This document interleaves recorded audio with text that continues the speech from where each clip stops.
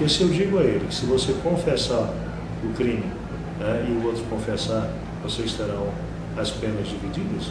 Agora, se um confessar e o outro não, um vai ser penalizado mais que o outro.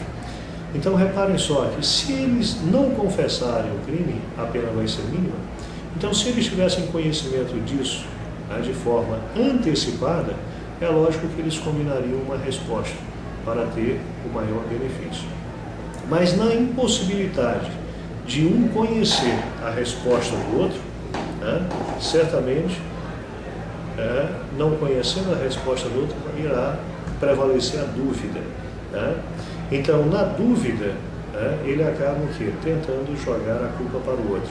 E resultado acaba se tornando uma situação bem interessante para que a gente veja como se comporta o indivíduo numa situação de incerteza, mas buscando uma solução que lhe leve a uma questão vantajosa. Tá? Então, quando você olha a representação matemática do dilema do prisioneiro, eu posso dizer que eu tenho dois atores, dois jogadores, o prisioneiro 1 e o prisioneiro 2. Tá? Esse é o meu conjunto de atores. Então, o prisioneiro 1, ele pode confessar ou negar. O prisioneiro 2, ele também pode confessar ou negar. Resultado, se eu montar uma matriz, tá, para avaliar as decisões, eu posso dizer que nessa matriz, o prisioneiro, a primeira combinação, tá, de solução é que o prisioneiro 1, ele pode confessar. E o prisioneiro 1, tá, ele também pode negar. O prisioneiro 1, ele pode, desculpem, aqui, o prisioneiro 1 pode confessar, tá, e o prisioneiro 2, tá, pode negar. O prisioneiro 2 pode confessar e o prisioneiro 1 pode negar. E os dois podem negar. Então, quando você coloca essas informações numa matriz de payoff, aí você vai ver aquilo que eu disse no início. Muito cuidado que você tem a primeira informação, né, referente ao primeiro jogador, a segunda informação referente ao segundo jogador. Então, se os dois confessarem, significa dizer que no dilema do prisioneiro, o primeiro receberá uma punição de 5 anos, tá, de acordo com o problema. Tá, e o segundo também receberá 5 anos. Agora, se o primeiro prisioneiro negar, tá, ou se o primeiro prisioneiro confessar, desculpem, o segundo prisioneiro vai, e o segundo prisioneiro vai receber 10 anos. Se for a situação inversa, tá, do primeiro negar e o segundo confessar, o primeiro vai receber 10 anos de prisão. Agora, se os dois negarem, cada um vai receber 1 ano de prisão. É lógico que nessa situação, né, todos iriam preferir negar e ter apenas 1 ano de prisão, se eles estivessem juntos e pudessem combinar. Mas como não é o caso, existe uma grande possibilidade de que os dois confessem, porque se um confessar e o outro negar, né, ele não vai saber se o outro negou. Então, é bem provável que a decisão plausível aí seja que os dois prisioneiros acabem confessando. Então, nessa situação, a gente começa a entender um pouco mais sobre o equilíbrio de Nash. Certo? Ok? Esse desdobramento também, né, com relação ao prisioneiro, isso pode perfeitamente ser aplicado, tá, na questão empresarial, tá, no sentido de cooperar ou não cooperar. O grande trunfo dessa questão de cooperar ou não cooperar é você verificar a confiança que você pode ter no ator. Porque a ideia de você desenvolver um trabalho no sentido de minimizar custos e obter o maior resultado, se você não tiver ferramentas de gestão que garantam uma maior segurança para ambos, isso significa dizer que alguém pode agir de forma diferente, causando prejuízo para o outro jogador. Então, na ideia de cooperação, há uma contribuição mútua. O não cooperar significa dizer que alguém pode tirar vantagem no outro. Então, o dilema do prisioneiro está justamente nesse sentido. Até que ponto você pode confiar no comportamento, na decisão do outro jogador. Né?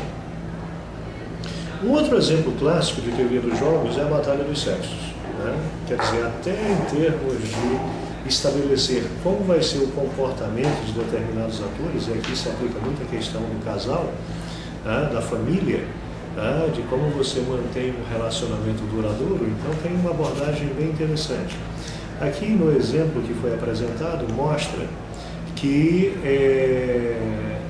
se eu faço aquilo que gosto, eu tenho uma satisfação plena. Né? Se eu estou,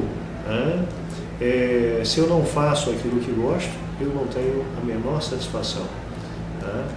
E quando você vê uma situação aqui numa escala que vai de 0 a 2, como diz, por exemplo, 2 significa muito satisfeito, 1 significa apenas satisfeito e 0, que não há nenhuma satisfação.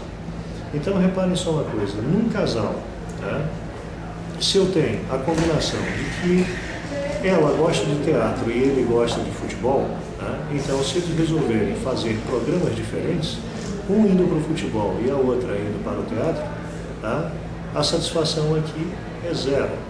E entenda isso. Por quê? Se eu comparar os outros, ele indo, como é que está aqui, vamos ver, ele indo para o futebol e ela indo para o futebol, ele vai ter uma satisfação plena, ela vai ter um pouco de satisfação. Agora, ele, se for para o teatro e ela para o teatro, o que vai acontecer? Vamos verificar uma mudança aqui, acho que a gente pode até verificar aqui, teatro, que a satisfação, a gente pode mudar, fazer uma correçãozinha aqui, que no caso, se ele vai para o teatro e ela vai para o se ele vai para o teatro e ela vai para o futebol, não tem satisfação nenhuma. Mas se os dois vão para o futebol, a satisfação dele é plena, significa muito satisfeito. E ela está um pouco satisfeita. Agora, quando tem aqui teatro, vamos inverter esse número. Em vez de 2, 1, a gente coloca 1, 2. Por quê? Por que 1, 2? Porque 1 é a informação do Emílio e 2 é a informação da Lília. Então, se o Emílio está satisfeito no teatro, a Lília está muito satisfeita. Se o Emílio vai para o futebol e a Lília vai para o futebol, o Emílio vai ficar muito satisfeito e a Lília é satisfeita.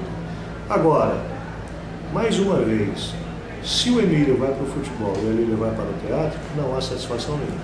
Essa questão da matriz mostra uma coisa bem simples, que os dois separados não têm uma satisfação muito boa, mesmo realizando aquilo que gostam. Agora que os dois, por estarem presentes no mesmo ambiente, isso melhora o nível de satisfação com relação ao seu lazer, com relação ao desejo de estarem juntos um do outro. É interessante você observar que, neste caso, o que predomina em termos de equilíbrio, não é apenas um equilíbrio, mas eu tenho duas situações que podem nos dar uma situação de equilíbrio e plena satisfação, que é o quê? Ou os dois estarem no teatro, ou os dois estarem no futebol. Quer dizer, para um casal, recomendável é não estar separado. Então serve de lição para quem esteja namorando ou para quem pretenda se casar, verificar que estar próximo um do outro é um motivo de satisfação, pelo menos enquanto existe sentimento.